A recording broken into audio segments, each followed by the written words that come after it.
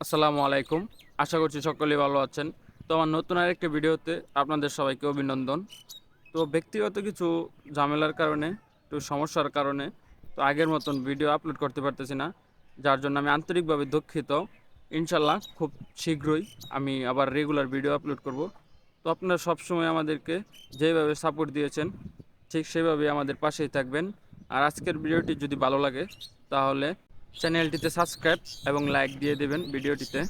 তো আজকে এই যে দেখতে পারতেছেন কবুতরগুলোকে এখন বিকালবেলা খাবার দিয়ে দিছি। আর এক জোড়া কবুতর, মানে এক জোড়া না, অনেকগুলোই, যে এক জোড়া কবুতরের ডিম আর কি দেখাইতেছি আপনাদেরকে, দেখাই আগে আপনাদেরকে। তো এই যে হাত দিয়ে ডিমগুলো বার করতেছি। আপনারা জানেন যে আমার একটা সিরাজির মাদি ছিল আর একটা দেশি নর ছিল। তো ওই দুইটা থেকে মানে আমি এক জোড়া দেশি কবুতর বার করছিলাম, যারা এইটা ডিমগুলো দিছিল, এই কবুতরগুলো। তো এই কবুতরগুলো এটা নিয়ে মনে হয় 4বার ডিম দিছে, যার মধ্যে আমি দুইবার কি দুইবার বা একবার হয়তো বা বাচ্চা পাইছি, আমার সঠিক মনে নাই। আর 3বারই হয়তো বা ডিমগুলো নষ্ট করছে যে এইগুলা কবুতর।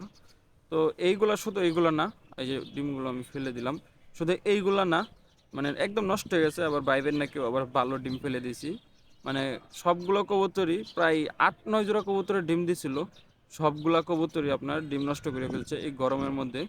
আমি আগেও বলছিলাম এই সমস্যাটার কথা। তো অনেকেই কমেন্ট করছেন যে ভাই গরমে হয়তো বা ডিম নষ্ট হয়ে গেছে। আর এই যে আমাদের এই আটকানোর যে দেশি কবুতরটা, আমার একটা বাচ্চা, মানে আপনাদের বলছিলেন যে এটা বড় করতে, ওই বাচ্চাটা। আর এই যে আমাদের পেয়ারা গাছ, পেয়ারা গাছে মোটামুটি মাসাল্লাহ ভালোই পেয়ারা আসছে, কিন্তু পেয়ারাগুলো টিকতেছে না। এই যে দেখতে পারতেছেন জোরে পড়ে যেতেছে। নিয়মিত পানি দেওয়া হয়, আবার শুধু রাত্রে আর কি, নিয়মিত বলতে রাত্রে শুধু পানি দেই, দিনে দেই না। তো কি কারণে পানি, না সরি, পেয়ারাগুলা কি কারণে পড়ে যেতেছে, তো আপনারা একটু কমেন্ট করে জানেন। তো সেই অনুযায়ী ব্যবস্থা নিব। আর সবাই আমাদের খামারটার জন্য দোয়া করবেন, যাতে কবুতরগুলো ডিম বাচ্চা সঠিকভাবে পাই।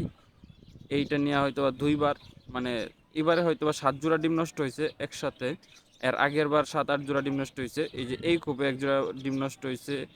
এই খোপে বন কবুতরের ডিমগুলো নষ্ট হয়ে গেছে, নতুন যে বন কবুতরের ডিমগুলো দিছিল সব, মানে 7 জোড়া ডিমই নষ্ট হয়ে গেছে। যে এই খোপে এক জোড়া ডিম নষ্ট হয়েছে, এই খোপে এক জোড়া, মানে সবগুলা, মানে যে কয়টা ডিম ছিল কবুতরের, মানে যে কয় জোড়া ডিম ছিল, 8 জোড়া বা 9 জোড়া কবুতরের ডিম দিছিল, একটা বাচ্চা পাইছি, আর সবগুলা ডিম নষ্ট। তো সকলে একটু মাশাল্লাহ বললেন আর দোয়া করেন। আর আমার মেন সমস্যা হচ্ছে, মনে হয় মানে আমার কাছে যেটা মনে হয়, যে এই দেখেন আমার খোপের উপরে টিন দেওয়া।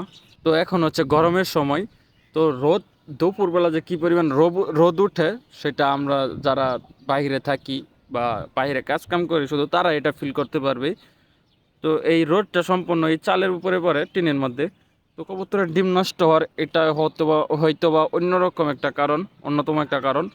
তো তারপরেও সবাই দোয়া করেন আমাদের কবুতরগুলোর জন্য, যাতে আমরা একটু একটু ডিম বাচ্চা পাই। মানে কি বলবো, মানে কবুতরের খাবারের টাকাটাও এখন আমার পকেট থেকে ভরতে হয়। আর এই যে দেখেন, যারা আমার ভিডিওগুলো রেগুলার দেখেন প্রথম থেকে, তারা তো জানেনই যে এটা একটা ক্ষেত। তো একদিনের বৃষ্টিতে দেখেন ওই শুকনো ক্ষেতটা আবার পুকুরে রূপান্তরিত হয়ে গেছে।